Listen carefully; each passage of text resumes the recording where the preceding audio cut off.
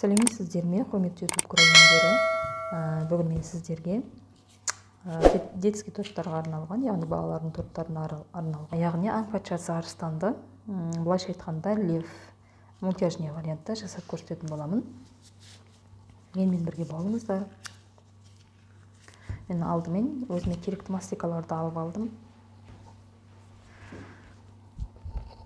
Алдымен біз астыңғы денесін жасап аламыз. Негізі әрбір мүсінді жасағанда бірінші астыңғы жағынан жасаған өте қолайлы болады.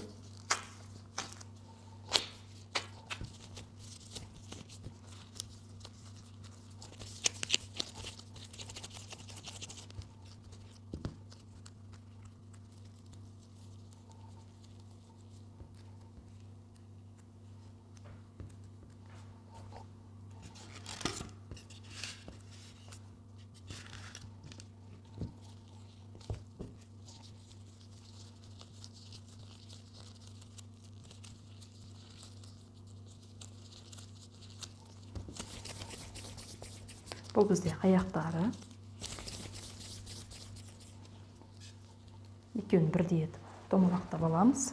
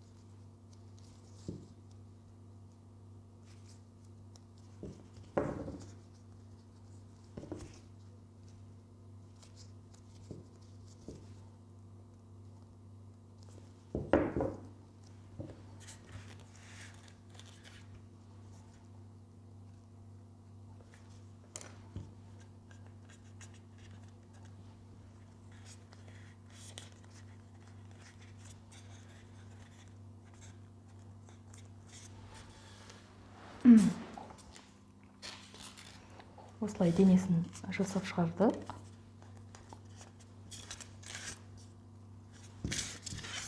Құйрығын дамытып кетпейміз.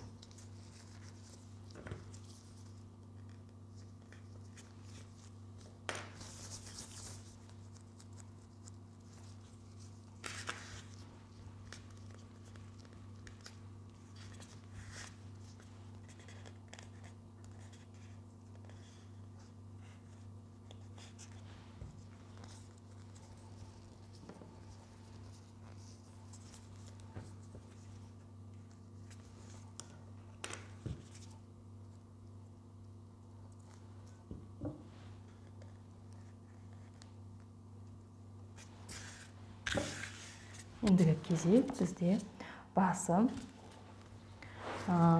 сәл үлкенірек етіп алсақ, өте әдемі болып шығады.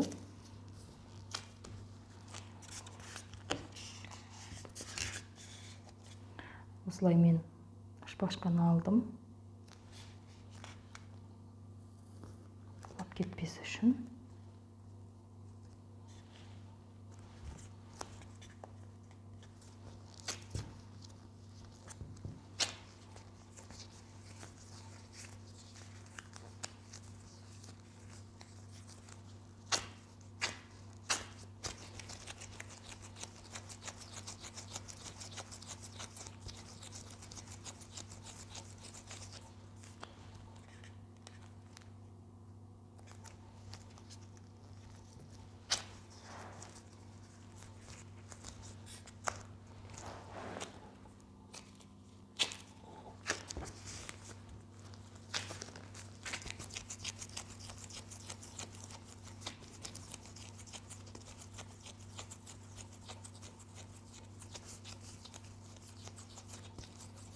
Мына.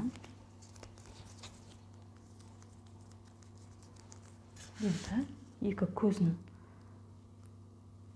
орнын алдын ала мен осылай саусағымен басып дайындап аламын.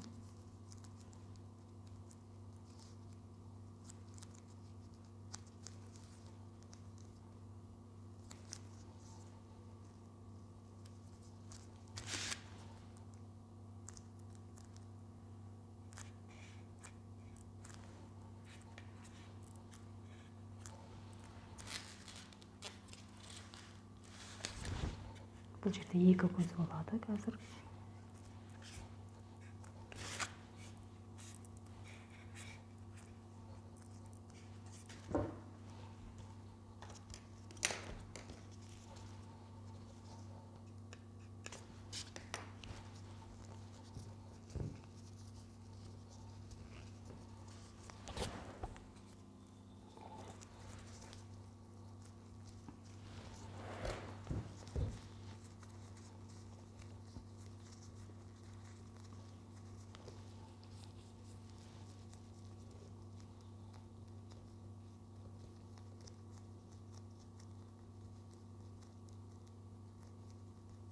Бұл бізде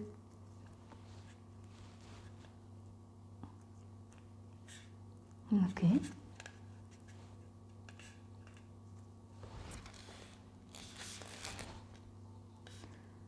Енді кезек біз көзін жасаймыз.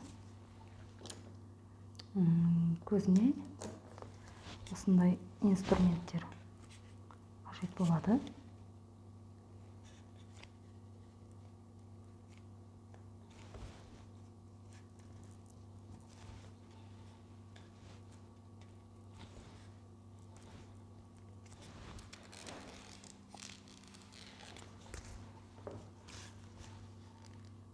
Енді ақ мастика саламыз.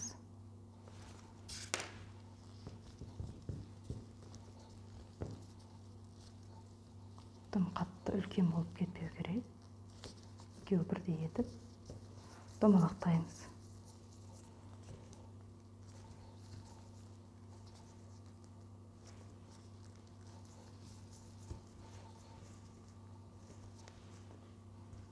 Екеуі бірдей болды. Көзіне саламыз.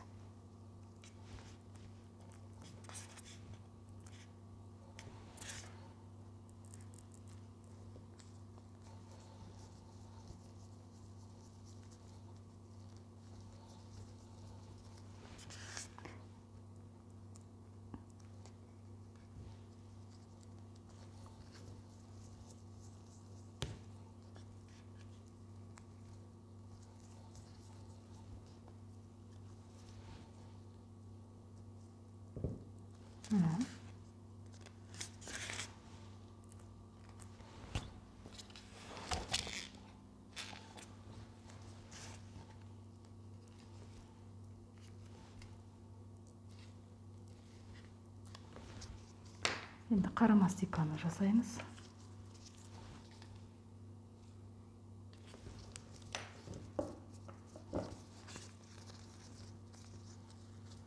Қараны да екеуін бірдей етіп аламыз. Қатты үлкен емес, қатты кішкентай емес.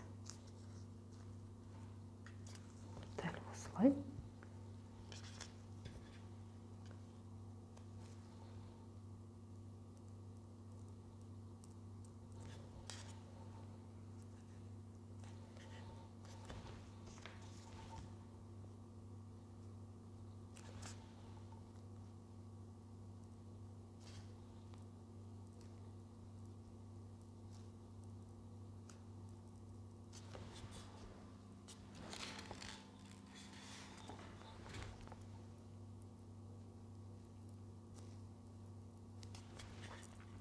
Енді бізде мұрны мен аузы қалды.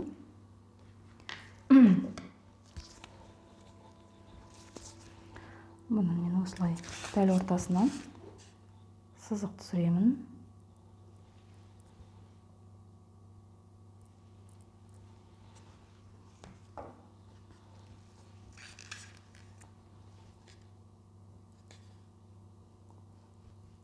Бізде аузы, мына жерде бізде мұрны болады.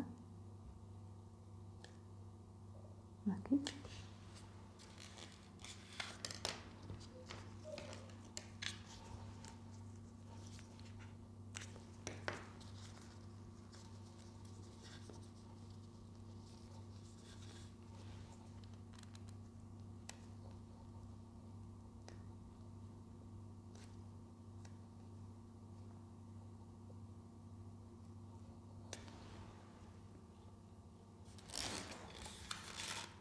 Біз айтарлықтай дайын. Енді бізге құлағы, сосын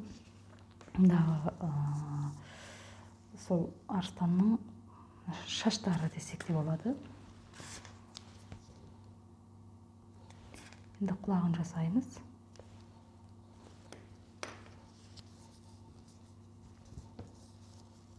Кішкене мастикамызды алып,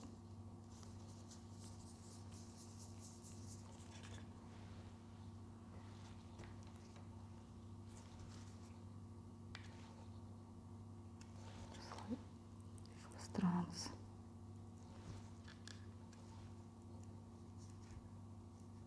Мына шаштары дайын. Құлағы дайын, енді шаштарын жабыстырып шығамыз. Мен алдын ала қоңыр мастиканы дәл осылай жайып, кесіп дайындап алдым. Енді бізге бірінші алдыңғы жақтарына шаштарын жабыстырып шығамыз, әдемі болып шығу үшін.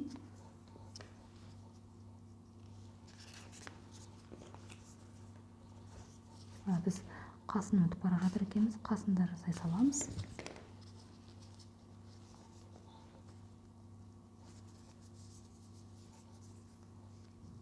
Кішкене ғана мастикамен жабыстырамыз.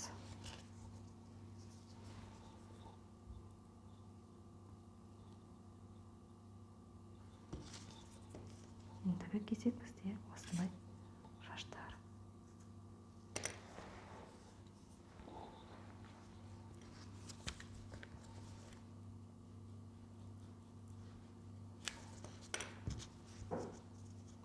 Шаштарының арасын ашып әдемілеп жасаймыз.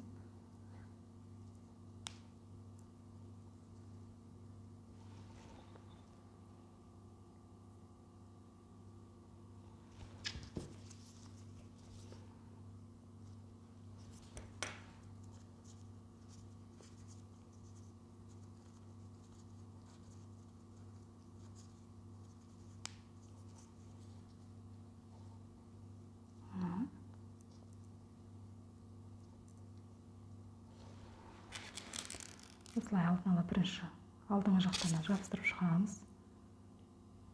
Содан кейін бұл шаштарды артынан айналдырып жабыстыратын боламыз осылай. Сол кезде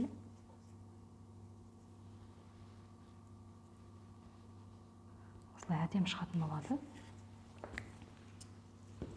Ақырын шаштарын барлық жеріне жабыстырып шығамыз. Кремімізді жағамыз.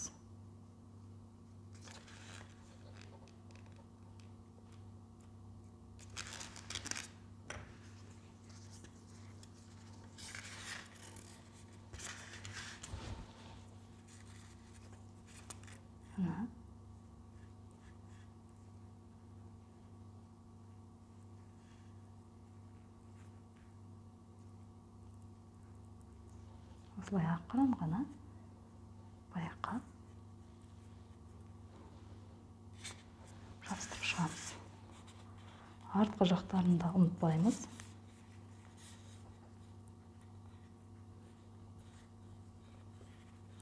Бұны енді арасын ашып шығамыз.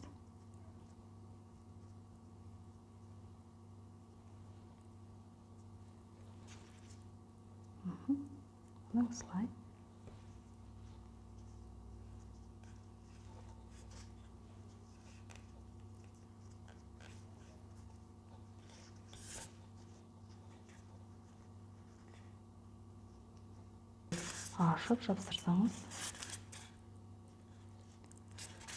өте әдемі көтеріңкі болып тұрады. Енді мына артқы жағына тағы жабыстырамыз. Арты көрініп қалмау үшін осылай тағы да жабыстырып шыға береміз. Ашып аламыз арасын.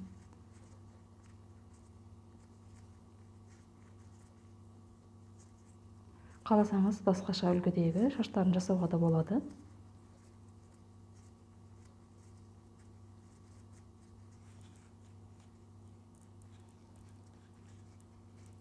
Мына жерді қоңыр мастикаменен жауып тастаса да болады. Осылай.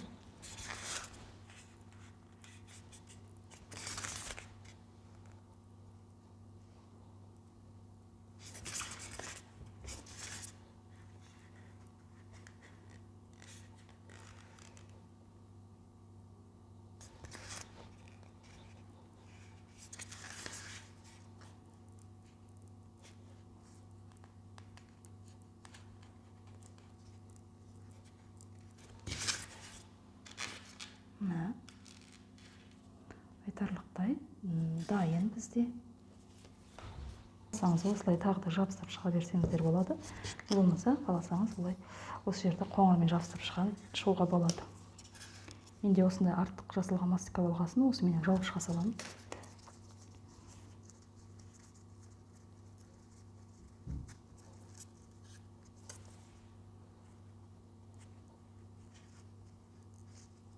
Осылай жауып тастасаңыздар болады.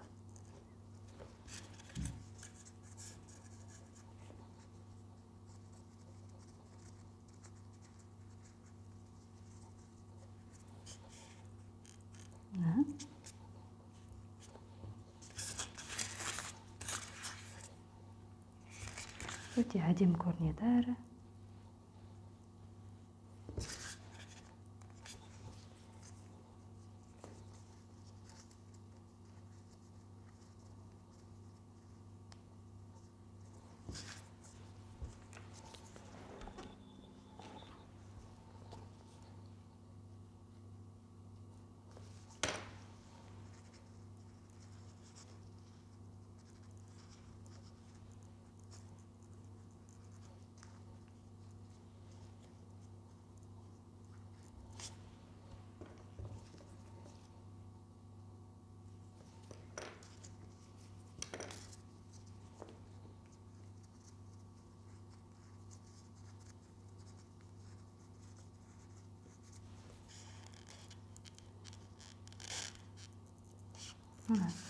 Жауып тастадық.